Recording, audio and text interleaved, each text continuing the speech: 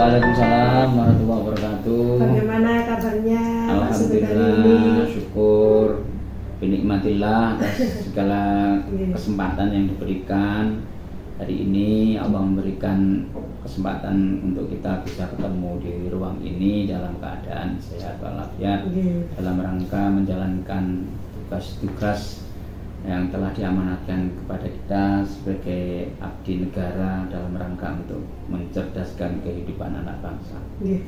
Alhamdulillah, semoga kita semuanya selalu diberikan kesehatan ya Bapak. Amin, amin. Bapak mohon maaf, kami dari calon guru penggerak angkatan 9, saya Bu Nur Laila dan ini Bu Leni, Pak Mubin dari CGP Angkatan 9 dari SMK Negeri Kalitengah.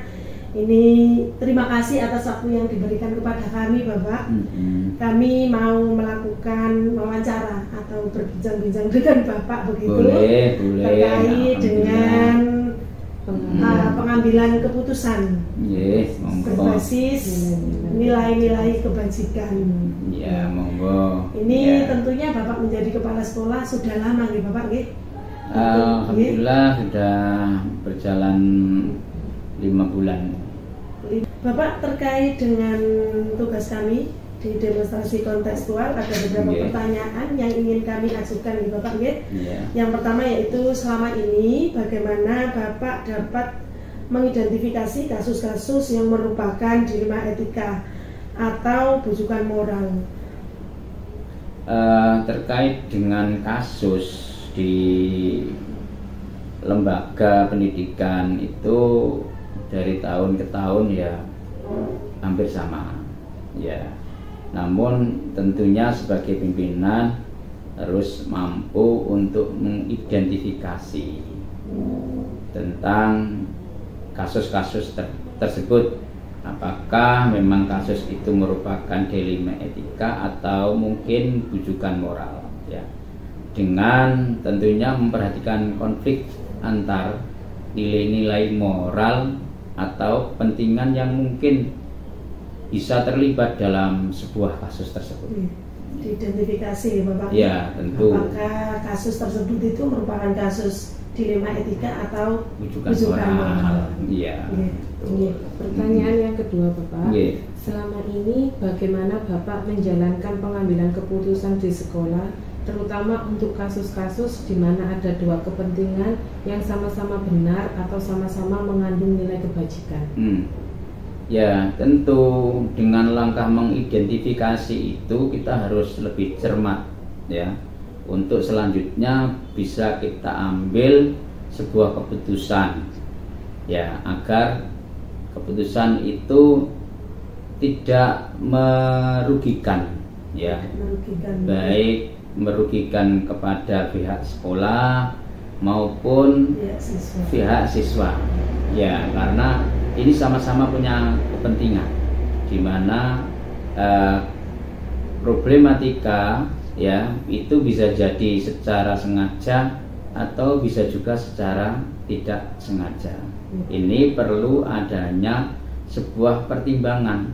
Jadi sebagai pemimpin mampu mempertimbangkan dengan seksama antara dua kepentingan yang sama-sama untuk apa ini perlu dipertimbangkan ya, berfokus pada nilai-nilai kebijakan yang mungkin bisa ikut terjadi atau terlibat dalam sebuah kasus tersebut. Tentunya agar tidak merugikan salah satu pihak. Ya, betul. Pertimbangan. Ya. Berikutnya Bapak, untuk pertanyaan yang ketiga, kira-kira menurut Bapak langkah-langkah apa atau prosedur seperti apa yang biasa Bapak lakukan selama ini untuk menangani kasus-kasus tersebut? Ya, tentunya di dalam menyelesaikan sebuah kasus ya, langkah-langkah yang biasa saya lakukan itu adalah tentu melibatkan analisis ya, yang sangat mendalam terhadap kasus itu sendiri ya. Kemudian perlu berdiskusi dengan tim atau rekan kerja ya.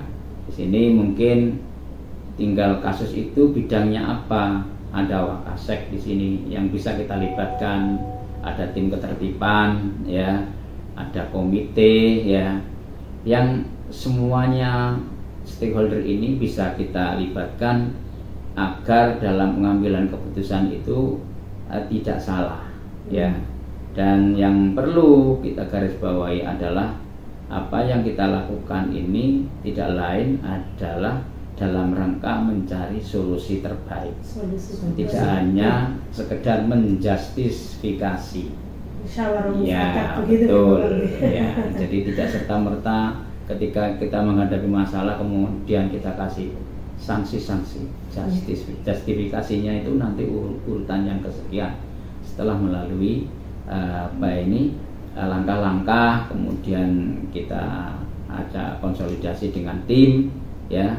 Dan tentu yang tidak boleh ketinggalan adalah kita harus tetap berpedoman pada etika atau kode etik yang berlaku.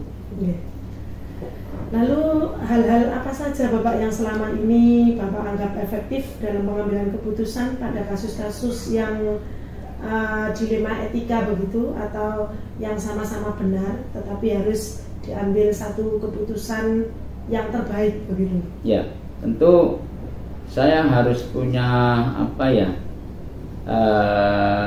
sebuah anggapan, ya, refleksi, dan tentu perlu konsultasi dengan pihak yang terkait, ya, terhadap hal-hal yang efektif dalam pengambilan sebuah keputusan dilema etika. Ya. Selanjutnya, hal-hal apa saja yang selama ini merupakan tantangan bagi Bapak dalam pengambilan keputusan pada kasus-kasus dilema etika? Ya, tentu ya yang namanya pengambilan keputusan itu ada sebuah tantangan. Ya, tantangan utamanya di dalam pengambilan keputusan adalah dilema etika, ya, yang tentu menyeimbangkan antara kepentingan yang saling bertentangan dan memastikan keputusan yang diambil berdasarkan prinsip-prinsip moral. Ya. Berikutnya Bapak, untuk yang ke-6, apakah Bapak memiliki tata kelola waktu tertentu atau jadwal waktu tertentu dalam sebuah penyelesaian kasus dilema etika? Ataukah Bapak langsung menyelesaikannya di tempat, atau ada prosedur-prosedur tertentu yang perlu Bapak jalankan? Kalau secara schedule, Pak, memang tidak ada. Saya hanya melihat kasusnya. Jadi kalau memang ini kasus itu perlu skala prioritas segera untuk diselesaikan, ya, maka saya akan cenderung untuk menyelesaikan kasus dilema etika secara cepat, ya, secepat mungkin, ya. Setelah tadi dengan adanya beberapa pertimbangan-pertimbangan, ya, kemudian kita ambil satu keputusan. Karena namanya kasus itu kalau tidak sesegera mungkin diselesaikan, ya, itu akan bergulir ibarat bola panas. Ya, semakin lama bisa semakin digoreng sana sini, ya, yang nanti juga bisa malah berdampak tidak baik, ya, baik terhadap yang punya masalah maupun lembaga sendiri. Kemudian Bapak, adakah seseorang atau faktor-faktor apa yang selama ini mempermudah atau membantu Bapak dalam pengambilan keputusan dalam kasus-kasus dilema etika? Ya, tentu, ya, namanya lembaga pendidikan, ya, itu ada BK, ya, ada wakasek, ya. Mungkin jika dibutuhkan, sangat dibutuhkan, ya, perlu untuk konsultasi dengan rekan kerja, ya, pendekatan tim, dan merujuk pada sumber informasi yang dapat diandalkan. Tergantung permasalahannya sih, ya. Kalau memang permasalahan itu cukup bisa kita selesaikan secara intern, ya, kenapa perlu menghadirkan konsultan di luar lembaga kita? Kalau memang itu bisa kita selesaikan sesegera mungkin dengan tim kecil saja, nggak perlu tim besar ya. Ya sudah, kita secepatnya kita selesaikan. Ini Bapak, untuk pertanyaan yang terakhir, dari semua hal yang telah disampaikan, pembelajaran apa yang dapat Bapak petik dari pengalaman Bapak mengambil keputusan dalam dilema etika? Ya, tentu semua masalah itu yang terpenting itu harus kita ambil hikmahnya. Ya, dibalik permasalahan-permasalahan itu, ya, sebagai wacana refleksi kita ke depan, ya, bahwa tentunya harapannya masalah-masalah yang sama tidak muncul, tidak terjadi lagi, ya. Kemudian meminimalisir masalah dalam rangka dengan upaya membenahi, ya, membenahi hal-hal yang memicu permasalahan itu sendiri, agar permasalahan tidak berulang-ulang, ya. Tentunya ya ini perlu adanya meletakkan sebuah kesadaran terhadap nilai-nilai etika itu sendiri, ya, adalah merupakan suatu kunci dalam menghadapi setiap kasus atau dilema etika. Begitu, nggih. Ya. Terima kasih Bapak untuk waktunya atas pengalaman-pengalaman Bapak selama ini, berbagi pengalaman kepada kami CGP Angkatan 9 dari SMK Negeri 1 Kalitengah. Mohon maaf jika ada kata-kata yang salah. Terima kasih. Assalamualaikum. Ya, dan sukses selalu ya. Terima kasih Bapak.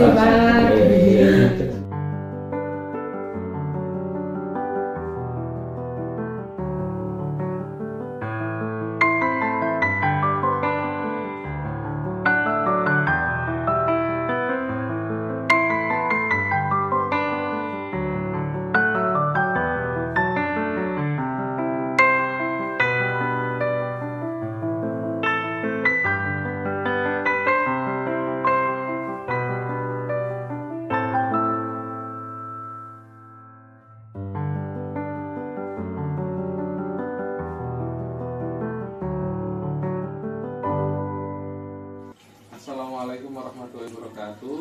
Waalaikumsalam warahmatullahi wabarakatuh. Perkenalkan Bapak, saya Muhammad Fathul Mubin, CGP dari SMK Negeri 1 Kalitengah, Angkatan ke-9.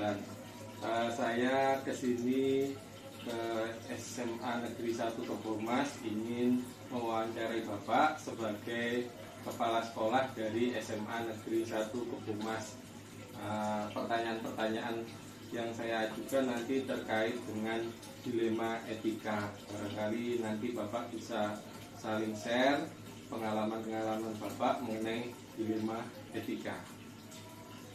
Terima kasih atas kepercayaannya sehingga sampai di SMA Negeri 1 Kebomas dalam rangka mencari ilmu.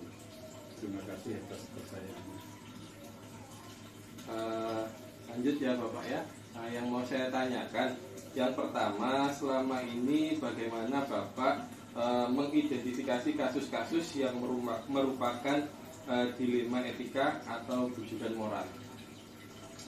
Terima kasih. Yang jelas di sekolah itu banyak orang, ada guru, ada karyawan, tendik itu ada yang di TU, ada yang di Satpam, di Dirjen dan sebagainya. Semua itu tentu ada masalah. Jadi dalam mengidentifikasi, saya selalu mendengar laporan dari koordinator atau dari waka ataupun juga dari WA group yang ada di sekolah, kemudian dirumuskan permasalahan itu yang paling inti itu masalahnya apa, agar di dalam mengambil keputusan itu lebih fokus dan sampai pada sasaran yang diharapkan. Terima kasih Bapak untuk jawabannya. Kemudian selama ini dalam mengambil keputusan di sekolah Bapak bagaimana, terutama kasus-kasus yang ada dua kepentingan yang sama-sama benar atau sama-sama mengandung nilai kebajikan? Baik.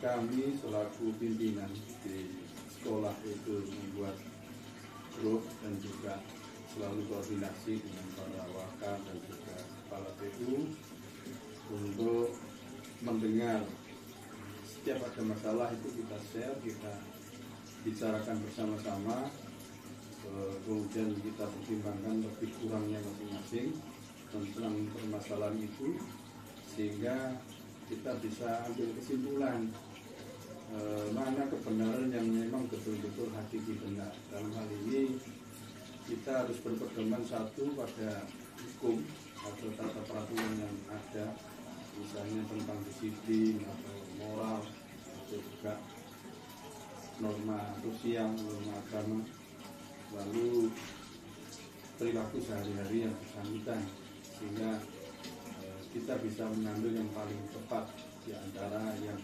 benar itu. Berarti melalui kolaborasi antara semua pihak agar didapatkan keputusan yang terbaik ya Bapak. Ya. Kemudian untuk pertanyaan berikutnya, kira-kira apakah Bapak punya langkah-langkah atau prosedur yang biasa dilakukan selama ini untuk menangani masalah-masalah tersebut? Baik. Jadi memang sebaiknya di sebuah sekolah itu harus punya SOP, standar operasional prosedur, walaupun itu sederhana. Jadi setidaknya apa yang kita kerjakan itu ditulis, urut-urutannya apa, dan apa yang kita kerjakan ditulis, apa yang ditulis dikerjakan, sehingga dari sekian banyak masalah di sekolah itu kan sudah ada tata urutannya, harus begini, dasarnya ini. Akhirnya dengan secara tidak langsung itu menjadi standar operasional prosedur yang baik, dan itu kami sepakati bersama di SMA Kebomas diperlakukan seperti itu, sehingga insya Allah teman-teman guru di SMA Kebomas memahami bagaimana cara saya memimpin di sekolah ini. Jadi pada dasarnya harusnya tiap sekolah itu punya SOP, sehingga nanti siapapun bisa menanganinya dengan berpedoman terhadap SOP tersebut. Ya. Nah, kemudian Bapak selama ini kan banyak-banyak kasus. Nah, kira-kira tantangan apa yang paling berat dalam pengambilan keputusan pada kasus-kasus dilema etika? Yang banyak itu kan terjadi kasus kesiswaan. Jadi ini menimbulkan dilema. Satu sisi pelanggaran tata tertib diketahui oleh tim ketertiban sekolah, sudah ditangani oleh BK, sampai di ujungnya dilaporkan di kepala sekolah. Tapi di satu sisi nanti setelah mau diambil keputusan oleh pimpinan atau oleh kepala sekolah, ternyata dari pihak eksternal ini ada yang mengkonfrontasi, misalnya dari unsur komite, unsur orang tua, atau mungkin pejabat yang di atasnya. Ini juga punya dasar hukum semua. Mereka juga menghendaki hak belajar, hak memperoleh pendidikan adalah hak siswa, hak murid. Sementara di sekolah ini menegakkan tata tertib, disiplin. Kalau kemudian semua itu tidak bisa kita tegakkan, sekolah ini kan juga jadi wibawanya kurang atau wibawa guru. Makanya ini yang harus kita jaga.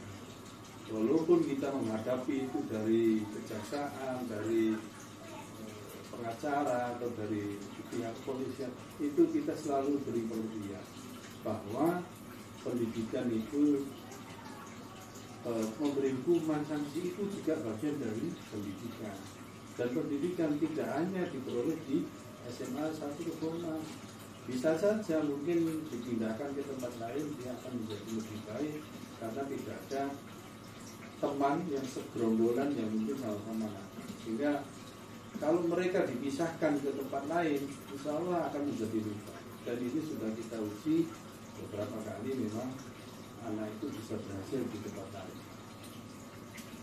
Jadi itu ya Bapak ya. Jadi pada dasarnya pendidikan itu tidak hanya bisa di SMA Negeri 1 Kebomas, tapi bisa di tempat lain, barangkali bisa lebih baik juga di tempat lain, tentunya dengan standar operasional prosedur yang telah ditetapkan oleh SMA Negeri Kebumas. Kemudian Bapak, apakah Bapak memiliki sebuah tata kelola waktu tertentu atau jadwal tertentu dalam sebuah penyelesaian kasus dilema etika?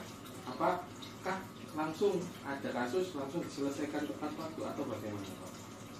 Baik, untuk hal ini jadi kita sudah memberi jadwal mingguan,